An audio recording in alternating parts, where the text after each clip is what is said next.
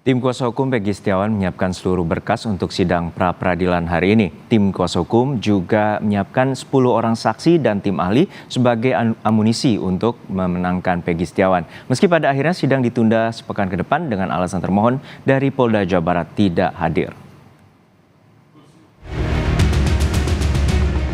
Tim kuasa hukum Peggy Setiawan menyebut telah menyiapkan 10 orang saksi yang akan memberikan kesaksian bahwa Peggy berada di Bandung, bukan di Cirebon, apalagi menjadi pelaku pembunuhan. Mereka juga akan menguatkan bahwa Peggy Setiawan bin Rudy bukanlah Peggy alias Peron yang dijadikan DPO dalam putusan persidangan yang sudah inkrah di tahun 2016-2017 silam. Tim kuasa hukum juga menyiapkan sejumlah saksi ahli untuk membedah kasus dari pandangan hukum saat jalannya persidangan. Termasuk soal kasus Vina yang tidak didukung dengan scientific crime investigation.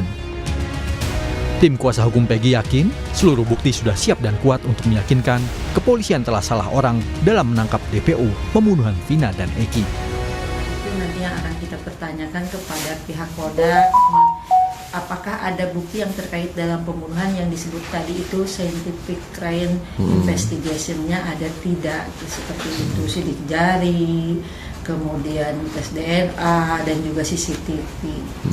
Sedangkan sejak akhir putusan di tahun 2017 nggak ada ya Bu ya tertulis barang-barang bukti dan betul, tidak barang bukti yang itu CCTV yang memang terjadinya scientific crime investigation itu tidak pernah dimunculkan. Terus sidik jari juga nggak ada ya Bu?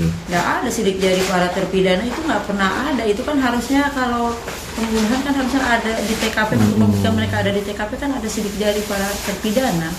Justru itu malah kita mau buka sekarang di persidangan. Jumat lalu, polisi memeriksa Rudy Irawan, ayah Peggy Setiawan. Rudy diperiksa di Polda Jawa Barat terkait kepemilikan KTP ganda. Pemeriksaan Rudy berlangsung selama kurang lebih 5 jam. Terkait klarifikasi polisi soal KTP ganda miliknya, Rudy dimintai keterangan polisi karena memiliki 2 nama, yakni Rudy Irawan dan Asaf Rudin. Ayah Peggy beralasan memiliki identitas ganda yang digunakan untuk menikah.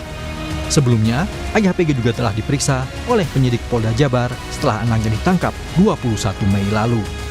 Jelas gitu loh, kepentingannya beliau ini dulu kawin lagi gitu loh. Kan untuk syarat kawin lagi kan mesti ada NA. Nah, kesatu, kedua kan dia juga takut ketahuan sama yang tua gitu. Jadi dia bergantilah nama, kira-kira gitulah.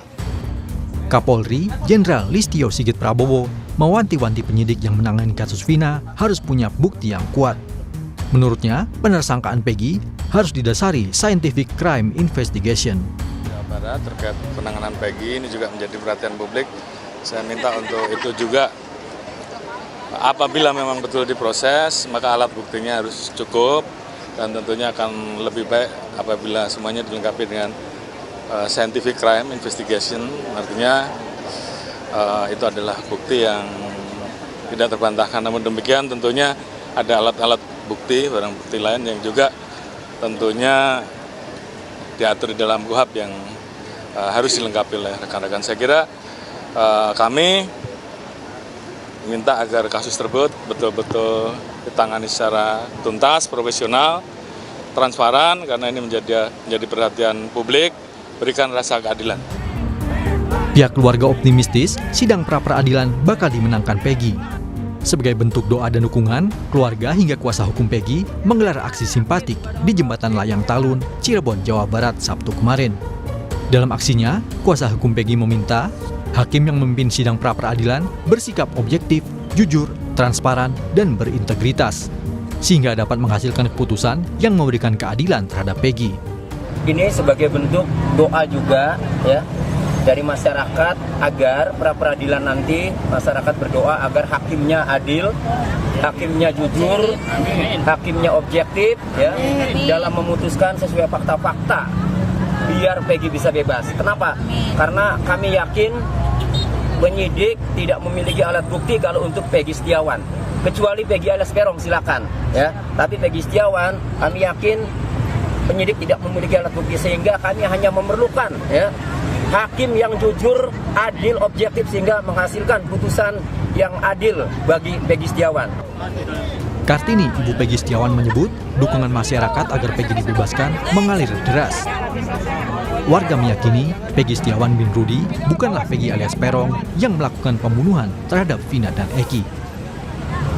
Tadi kok sempat bubuhin tangan, tanda tangan? Tanda tangan. Masyarakat Ada. juga banyak. Masyarakat juga banyak pada ikut tanda tangan karena mendukung.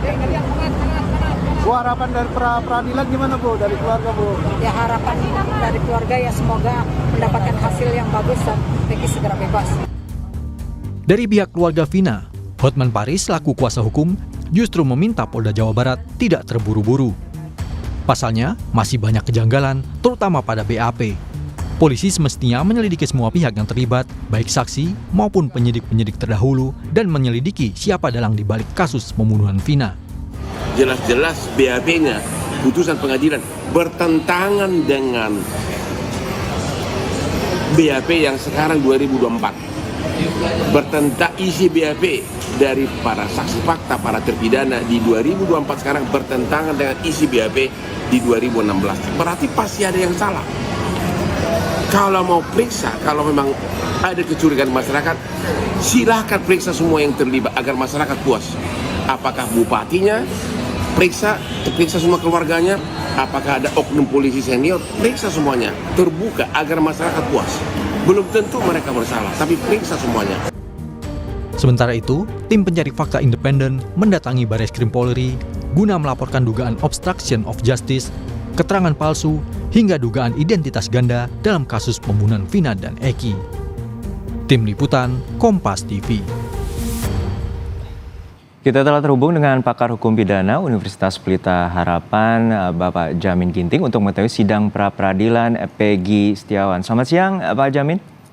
Selamat siang, Mas. Ya, Pak Jamin, ini dalam pra-peradilan yang perdana harusnya digelar hari ini, namun pihak termohon yakni penyidik dari Polda Jawa Barat tidak hadir. Lalu seperti apa sebenarnya tahapan bila dari termohon ini tidak hadir? Ya, bila dia tidak hadir, maka kesempatan kedua akan diberikan dipanggil sekali lagi. Nah, kalau sekali lagi dipanggil tidak hadir, maka hakim akan memutuskan tanpa kehadiran pihak kepolisian. Jadi panggilan itu hanya boleh dilakukan 2 kali saja. Nah, kalau dia tidak hadir, maka dilanjutin. Tetapi kekhawatiran saya bukan di situ.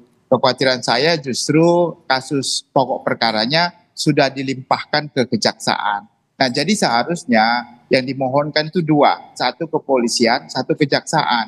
Karena kalaupun nanti dia dilarikan ke kejaksaan, masih mempunyai kekuatan untuk dalam pemeriksaan pra-peradilan. Karena objek termohonnya juga 2. Tapi kalau cuma 1, kalau sudah dilimpahkan ke kejaksaan, maka tidak dapat lagi diminta karena objek pemohonnya berbeda.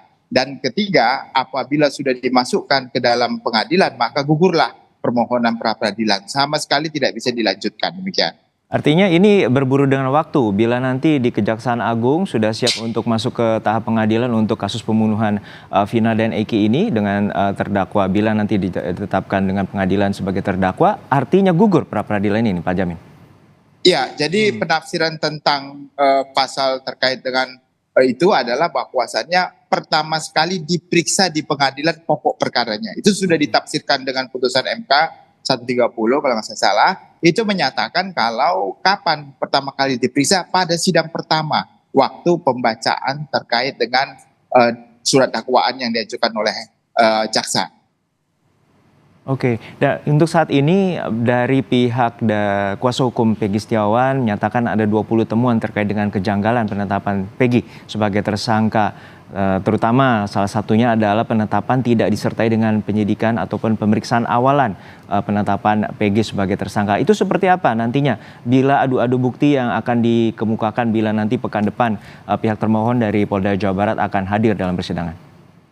Ya, terkait dengan ini kan pra-peradilan hanya memeriksa terkait dengan prosedural. Penetapan tersangkanya dianggap tidak sah karena tidak sesuai dengan prosedur. Tidak sesuai dengan prosedur, contohnya terkait dengan alat bukti yang dihadirkan, itu tidak cukup 2 alat bukti. Yang tidak cukup itu karena contohnya hanya foto, gambar, dan segala macam. Saya sependapat juga tadi dari pendapat dari lawyer itu harus ada scientific evidence, yaitu yang menunjukkan bahwa orang yang dijadikan tersangka itu benar-benar Peggy yang dimaksudnya yang pada saat ini menjadi tersangka begitu, bukan orang yang namanya sama tetapi personnya berbeda begitu. Nah, ini yang harus ada pembuktian cukup untuk menjadikan dia sebagai tersangka tersebut begitu. Nah, kalau enggak, maka ini akan dibatalkan penetapan tersangkanya. Nah, dalam sebelumnya pihak dari kepolisian sendiri telah menyatakan bahwa penyidikan pada tahun 2016 lalu itu tidak menggunakan prinsip-prinsip dari scientific investigation. Lalu seperti apa bila nanti persidangan, bila polisi akhirnya tidak memiliki dua alat bukti yang cukup atau yang kuat dan juga tidak menggunakan penyidikan secara berbasis ilmiah tersebut?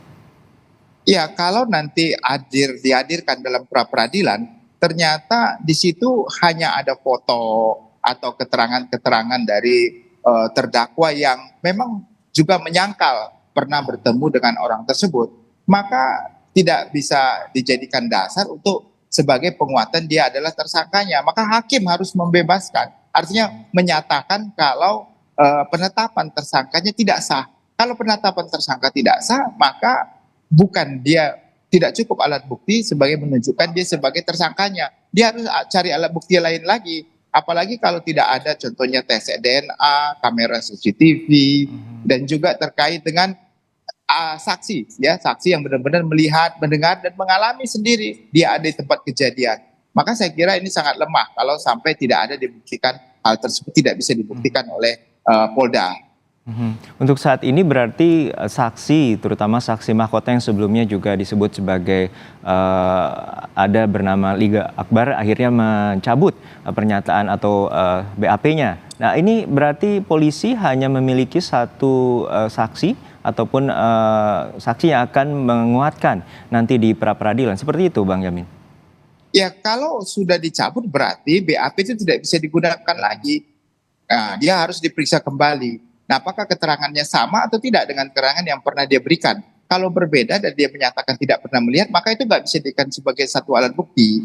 Ya, kalau tidak bisa satu alat bukti, berarti siapa saksi yang lain? Kalau tidak ada, berarti kurang untuk bisa menyatakan cukup saksi sebagai, karena minimum sesuai dengan pasal 185, 2 saksi ya, nullis testis, unus testis. Jadi 2 saksi minimum begitu. Nah, inilah yang harus diperhatikan oleh hakim nanti dalam memeriksa. Saya kira hakim harus sifat independen, jangan takut ditekan atau tertekan gitu ya dengan adanya kasus ini dari pihak mana, termasuk dari termohon.